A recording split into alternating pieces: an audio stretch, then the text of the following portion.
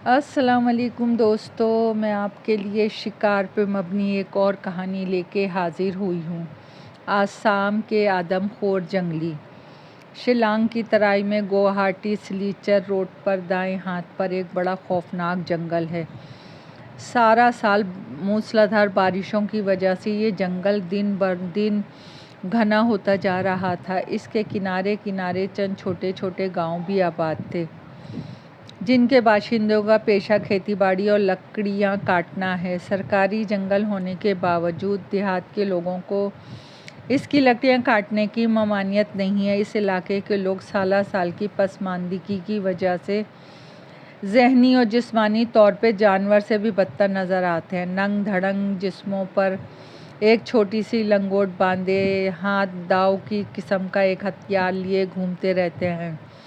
इनकी औरतें भी नीम उरिया रहती हैं, जिस्म के बालाई हिस्से को बिल्कुल नहीं ढांपती, सिर्फ कमर के नीचे एक 2 फीट चौड़ा कपड़ा लिपेट लेती हैं। औरतें और मर्द में तंबाकू नौशी का शौक यकसा है। हर वक्त छोटे छोटे पाइप मुंह में दबाए काम में मसरूफ़ रहते हैं।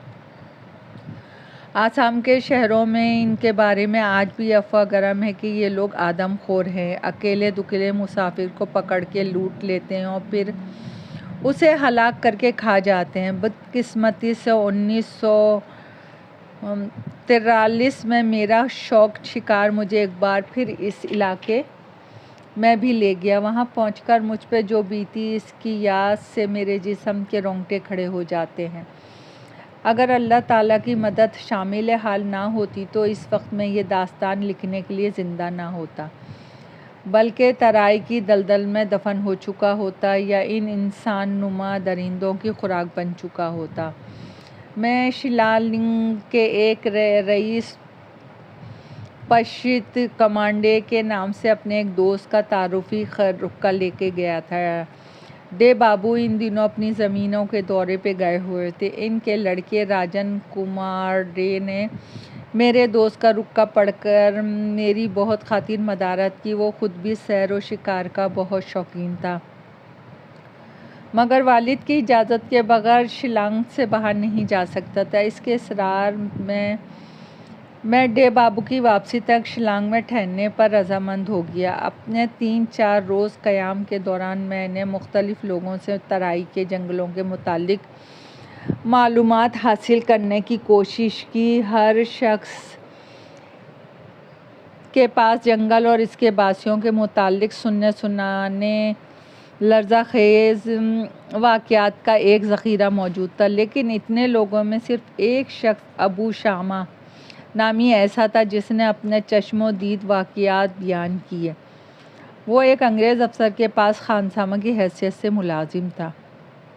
एक मरतबा उसे अपने साहब के साथ बज़रिया जीप गुवाहाटी से शिलांग आने का इत्तिफ़ाक़ हुआ। रास्ते में उनकी जीप का एक पहिया पंक्चर हो गया। इत्तिफ़ाक़ से उनके पास सेफ्टी नहीं थी। मजबूरन उन्होंने पहिया उतारा, बसदे मुश्किल ट्यूब खोल के पंक्चर लगाया और फिर पहिया चढ़ा के जब वो लोग वहाँ से रवाना हुए तो शाम ढल चुकी थी।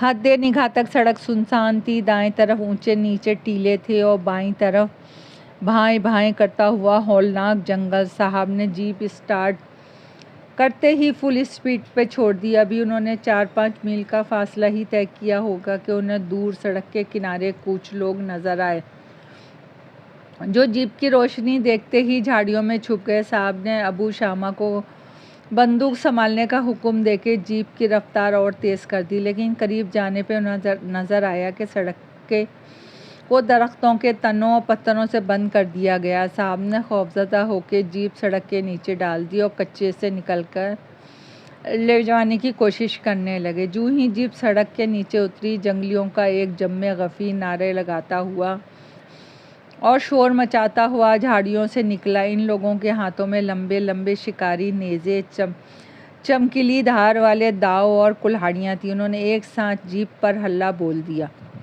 दलदली ज़मीन होने की वजह से जीप की रफ्तार बहुत सुस्त हो गई थी। फिर खौफ और दहशत के मारे उन दोनों के हाथ पांव भी फूले हुए थे। साहब ने झट कर अबू शामा के हाथ से बंदूक छीन ली और दाएं दाएं फायर कर दिए। 3-4 जंगली ज़मीन पे गिर गए, मगर दूसरों ने पूरी जमात के साथ जीप को घेरा और नेज़े फेंकने लगे। इस घबराहट में जीप भी अचानक बंद हो गई और जब तक साहब बंदूक को फिर से लोड करता, जंगलियों के नेज़ों ने इसके जिस्म को छलनी कर दिया। साहब के गिरते ही अबू शामा ने दूसरी तरफ जीप से छलांग लगाई और पत्थरों, तनों और झाड़ियों पर से फलांगता हुआ पूरी कुव्वत से सड़क पे भागने लगा। ये महज अबू शामा की खुशकिस्मती थी कि जीप की पिछले निशस्त होने की वजह से जंगलियों ने इसको अपने नेज़ों का निशाना नहीं बनाया या मुमकिन नहीं था। इसकी सीट के नीचे बैठ जाने की वजह से उनकी नज़रें इस पे ना पड़ी। बहरहाल जीप से कूदते ही वो बिजली किसी फुर्ती के साथ पत्थरों की आड़ लेता हुआ सड़क पे पहुंचा और फिर पीछे पलट के देखे बगैर सड़क पे भागता चला गया। अबू शामा के बयान के मुताबिक इसके पीछे क़यामत का शोर बपा था। इसी आलम में वो सांस लेने बगैर कई मील तक भागता रहा और जब वो बहुत दूर निकल जाने के बाद शोर की आवाज़ बंद हुई तो वो सड़क के किनारे बेदम होके गिर गया। आधा पौन घंटा सुस्ताने के बाद वो फिर उठा और तेज़ तेज़ कदमों से सड़क पे चलने लगा। आधी रात के करीब जंगल में दरिंदों के दहाड़ने की आवाज़ें आने लगी, मगर उसने हिम्मत न हारी और इसी आलम में तमाम रात चलता रहा। सुबह के करीब इसे एक छोटा सा कस्बा नज़र आया जिसके बाहर खेतों में किसान धान बो रहे थे। अबू शामा गिरता पड़ता उनकी तरफ बढ़ा और फिर थकन के मारे चकरा के गिर गया। किसानों ने इसे उठा के अपने झोपड़े में लिटा दिया, गरम गरम चाय पिलाई, कुछ खाने को दिया। सुबह 9 बजे के करीब गुवाहाटी की तरफ से मुसाफिरों की लदी हुई एक बस आती नज़र आई। अबू शामा ने हाथ देके से रोका और फिर इसमें सवार हो गया। बस के मुसाफिरों की ज़बानी से ये मालूम हुआ कि बहुत हैरत हुई कि पीछे सड़क बिल्कुल साफ थी। एक मकाम पे सड़क के किनारे एक शिकस्ता जीप ज़रूर खड़ी थी जो मुसाफिरों के ख्याल के मुताबिक किसी हादसे का शिकार हो गई थी, मगर दूर दूर तक किसी नफ्स का नाम व निशान नहीं था। अबू शामा ने इस वाक़ये को शिलांग के पुलिस स्टेशन में रिपोर्ट भी लिखवाई और पुलिस ने इस इलाके में जाके तफ्तीश भी की, मगर साहब की लाश का कोई पता न चला। गालिबन आदमखोर जंगली से चट कर गए थे और इस गरीब की हड्डियां किसी दलदल की तह में पहुंच गई थीं। अबू शामा की ज़बान से ये वाक़या सुनने के बजाय इसके कि मेरे हिम्मत पस्त होती, मेरे दिल में इस इलाके को देखने और इन जंगलियों से मिलने का और इश्तियाक पैदा हुआ। मेरा समंदरे शौक़ पर एक ताज़ियाना ये भी था कि इस जंगल में दरिंदा सिफत इंसानों के अलावा सचमुच के दरिंदे भी मौजूद थे। डे बाबू चौथे रोज़ वापस आ गए, मगर उन्होंने अपने बेटे राजन को मेरे साथ भेजने से इनकार कर दिया। हाँ, अपनी एक जीप उन्होंने ज़रूर मेरे हवाले कर दी और इसकी टंकी को पेट्रोल से लबालब भरवा दिया। रवानगी के वक्त उन्होंने बड़े टिफ़िन कैरियल में 2 भुने हुए मुर्गे, चंद पराठे, सलाद, फ्राई मछली के चंद कतले भरवा कर जीप की पिछली सीट पर रखवा दिए। दिन के 10 बजे मैं शिलांग से रवाना हुआ। शहर से निकलने के बाद तारकोल की लंबी लहराती बलखाती सड़क इन गिनत नदी नालों जंगलों को अबूर करती हुई सिलीचर की तरफ निकल आ जाती है। रास्ते में थोड़े थोड़े फासले पे कई दौराहे भी मिलते हैं जहां गाइड बोर्ड लगे होते हैं। दोपहर के करीब में सड़क के किनारे एक छोटे से गांव में दाखिल हो गया, लेकिन वो मेरी ज़बान नहीं समझते तो मैं उनकी ज़बान से नाआशना था। इशारों की ज़बान से मैंने पानी मांगा और पानी पी के फिर आगे बढ़ गया। क्योंकि ज़बान ना जानने की वजह से वो लोग मेरी मालूमात में इजाफ़ा नहीं कर सकते थे। 2 बजे के करीब मुझे महसूस हुआ कि मैं जंगल के करीब आ पहुंचा हूं, जहां से आदमखोर दरिंदा सिफत इंसानों की हद शुरू होती है। दूर तक ऊंचे ऊंचे घने दरख्त फैले हुए थे जिसके नीचे कद आदम घास थी। कहीं कहीं सरसब्ज़ पहाड़ी टीले थे और कहीं कुदरती पहाड़ी नाले जिनमें बिलोर की तरह साफ शफाफ पानी बह रहा था। मैंने जीप की रफ्तार कम कर दी, हाथ बढ़ा के राइफ़ल को पिछली सीट से उठा के अगली सीट पर रख लिया और चौकन्नी नज़रों से चारों तरफ देखने लगा। एक पहाड़ी मोड़ काटने के बाद सड़क घने दरख्तों के बीच से गुजरने लगी। बाहर का मौसम था, हवा में भीनी भीनी खुशबू रची हुई थी और मेरे चारों तरफ घना पुरस्कार जंगल था जो मुसलसल चीख रहा था, जैसे किसी आने वाले ख़तरे की वार्निंग दे रहा हो। मेरे तमाम आसाब होशियार और मुस्तैद थे।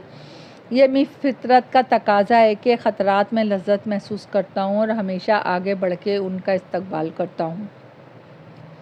जीप आहिस्ते आहिस्ते आगे बढ़ रही थी कि एक मकाम पे सड़क से चंद गज दूर एक पहाड़ी झरना नज़र आया जो सांप की तरह लहराता हुआ पहाड़ों में रेंग रहा था। बहते हुए सर्द पानी को देख के अचानक मुझे भूख और प्यास का एहसास हुआ। मैंने सुबह नाश्ते में टोस्ट और अंडे खाए थे और तब से अब तक कुछ और नहीं खाया था।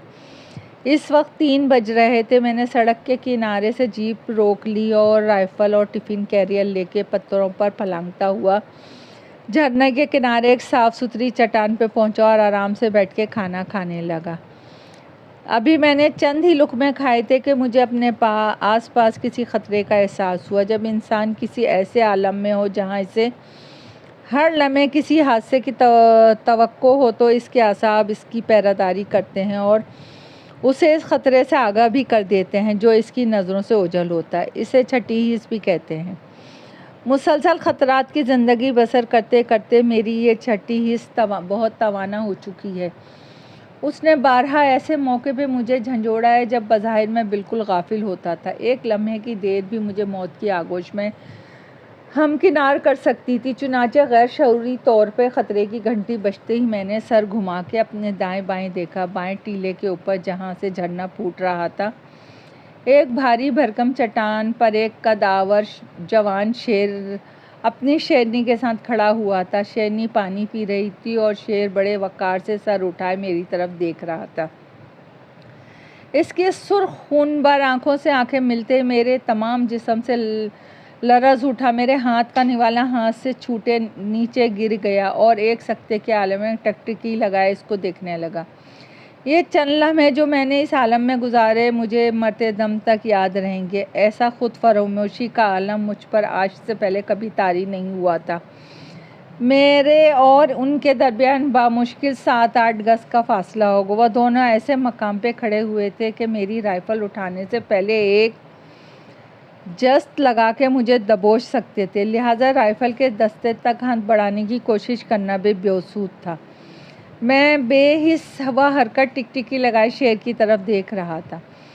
चंद लम्हों के बाद शेरनी ने पानी पी के सर उठाया और इसने भी एक नज़र बगौर मेरी तरफ देखा और फिर दोनों पलट के खामोशी से चट्टान की पिछली तरफ उतर गए। शेर वाकई जंगल का बादशाह है। इसकी मेरी तरफ देखने और एक शान बेनियाजी से पलट के जाने के अंदाज में एक बादशाह का सा जलाल और वक़ार था। मुझे ऐसा महसूस हुआ जैसे जंगल का बादशाह और इसकी मलका ने अपनी नज़रों की ज़बान से मुझसे बातें की हों। अच्छा, तुम हमारी सल्तनत में आए हो, तुम हमारे मेहमान हो। हम बहादुर दुश्मनों से मिलकर खुश होते हैं। डरो नहीं, आराम से खाना खाओ, हम जा रहे हैं। और इसके चले जाने के बाद ये जानते हुए भी कि वो ज़्यादा दूर नहीं है, मेरे दिल की दहशत काफूर हो गई और मैं बदस्तूर खाने में मसरूफ़ हो गया। खाना खाने के बाद मैंने इसी झरने में शेरनी की तरह मुंह डाल के पानी पिया और फिर राइफ़ल और टिफ़िन कैरियर थाम कर जीप के करीब आया और मोहतात नज़रों से दाएं बाएं देख के जीप में सवार हो गया। जीप अभी इस मकाम से बामुश्किल 1-1.5 मील दूर गई होगी कि मुझे सड़क के दाएं बाएं कुछ लोग चलते फिरते नज़र आए। उनके नंगे धड़ंगे सिया जिस्म देखकर मेरा दिल जोश से लबरेज हो गया। वैसे भी मैं चंद मिनट पहले जंगल के बादशाह और इसकी मलका की आंखों में आंखें डाल के आया था और इसी लम्हे एक अजीब सी बेखौफी मेरे दिल में जाग उठी। मैं समझ गया कि वही कबीला है जिसका जिक्र मैं अबू शामा की ज़बानी सुन चुका हूँ। मैंने जीप रोककर राइफ़ल उठाई और जंगल की पगडंडियों पर खड़े हुए 2 आदमियों को ज़ोर से ललकारा। खुदा जाने वो लोग मेरी ज़बान समझ गए थे या मेरे हाथ का इशारा देखकर उन्होंने मेरा मफ़हूम जान लिया। वो दोनों मेरी तरफ बड़े करीब आने पे मैंने उनका सरतापा देखा। उनके जिस्म कोयले की तरह सियाह थे बाजू और सीने की मछलियाँ उभरी हुई थी। उनके हाथों में दाव थे और सर के बाल लंबे लंबे और मैल से चिकटे हुए थे। इनमें से एक नौमर्द था और एक बूढ़ा था। वो गालिबन बाप बेटे थे। उन करीब आते ही बदबू का एक भपका सा उठा, ऐसी बदबू जो चिड़ियाघर में लोधर के तालाब के पास पहुंचते ही आती है। तत्फुन से मेरा जी मतला गया। उनके करीब आने पे मैंने महसूस किया कि वो भी बगौर मेरा जायज़ा ले रहे हैं। मेरे हाथों में राइफ़ल देख के वो थोड़े फासले पर टिटक कर रुक गए। दोनों ने एक दूसरे की तरफ देखा और फिर पलट के ज़ोर ज़ोर से चीखते हुए जंगल की तरफ भाग निकले। मैंने जीप स्टार्ट कर दिया। अब सड़क बहुत घने जंगल में से गुजर रही थी। ऊंचे ऊंचे दरख्तों ने सड़क पे अंधेरा कर दिया था। हर आधा फरलांग के बाद एक नया मोड़ आता था। यहाँ हवा बहुत सर्द थी। दाएं बाएं ऊंची झाड़ियाँ थीं जिन्हें देख के मुझे डर सा लगने लगा। अचानक सड़क के बाएं सिम से एक चीख की आवाज़ आई। मैंने पलट कर इस तरफ देखा। एक नीम बरहना जवान लड़की टीले पे खड़ी थी, रक्स के अंदाज में उछल रही थी और मुझे अपनी जानिब मुतवज्जे कर रही थी।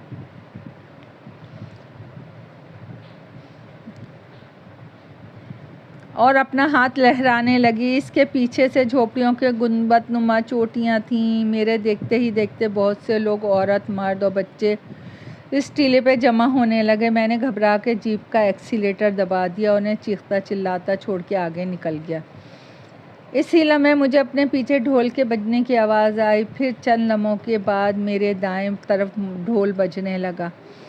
अगला मोड़ तक पहुंचते पहुंचते मुझे अपने सामने सड़क के दाएं बाएं ढोल बजने की आवाज़ें आने लगी और फिर मोड़ काटते ही मैंने दाएं बाएं की झाड़ियों में से बहुत से जंगलियों को नेज़ों थामे नारे लगाते हुए उछलते कूदते सड़क पे आते देखा।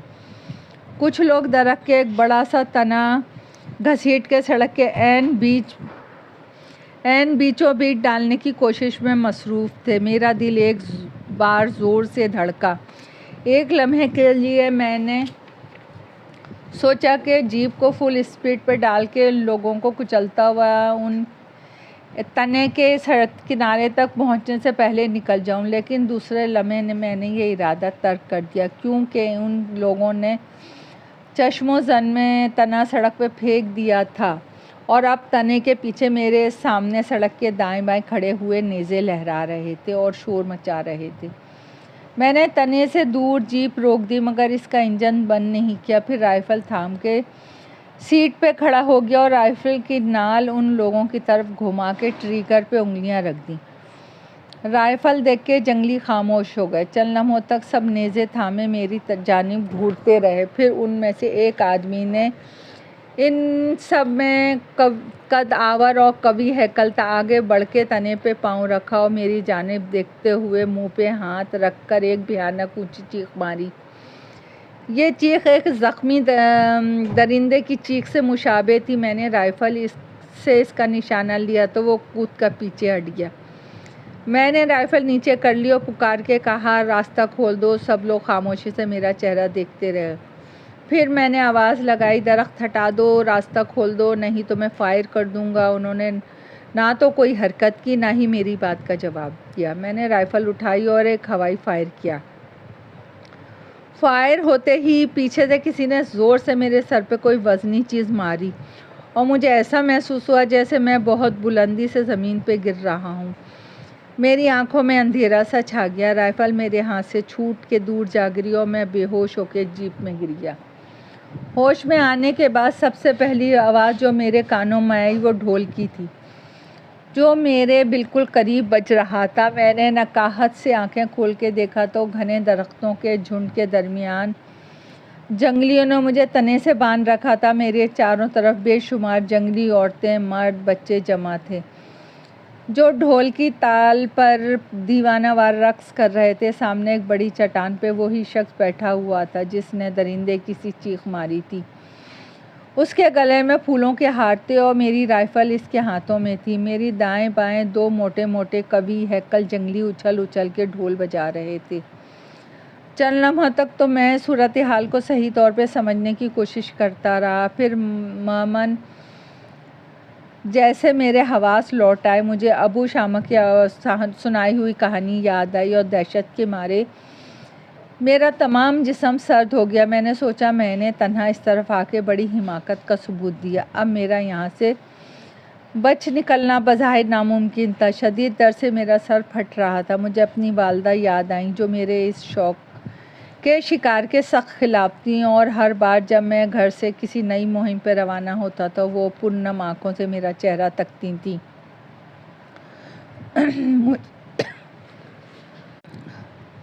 मुझे अपने वालिद याद आए।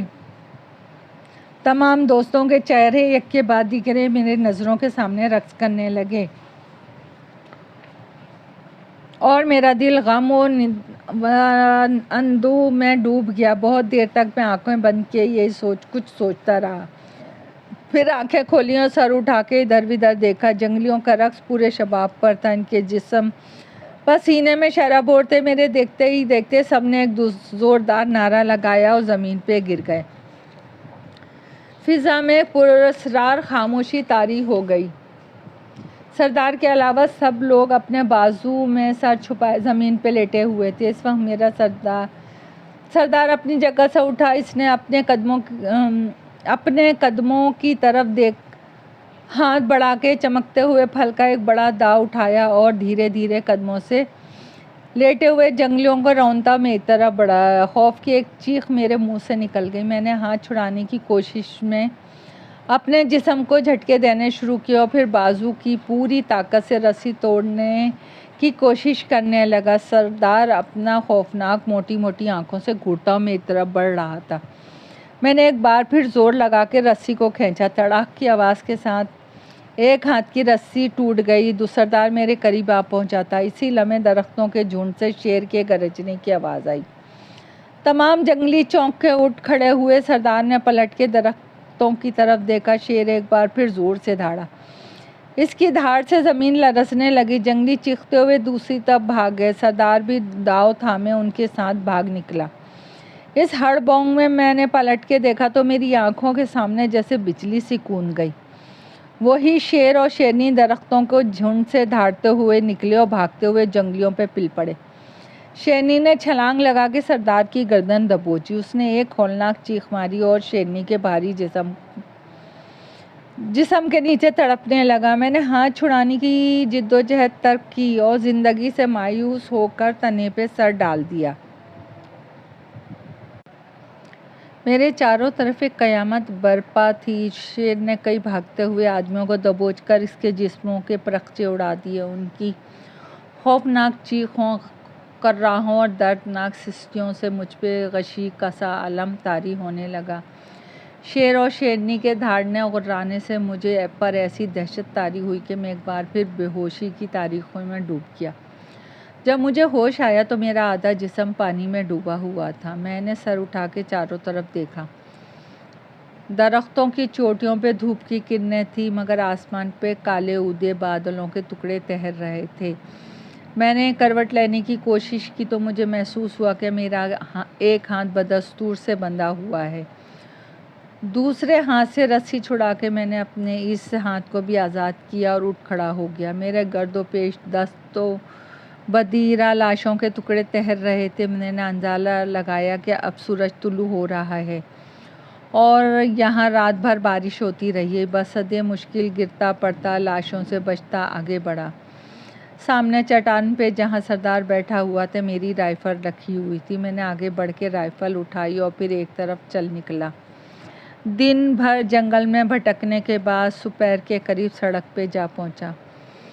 हुस्ने इत्तिफाक से इसी वक्त शिलांग से गुवाहाटी जाने वाली बस वहाँ से गुजरी। मुझे देख के ड्राइवर ने बस रोक ली। मुसाफिरों ने सहारा दे के मुझे ऊपर चढ़ाया और जब मैंने उन्हें बताया कि किस तरह जंगल के बादशाह और मलका ने मुझे जंगलियों के हाथ से मरने से बचाया तो सब लोग इंगश बदान रह गए। दोस्तों, कहानी पसंद आई हो तो लाइक और सब्सक्राइब कीजिए। आपकी दुआओं की तलबगार।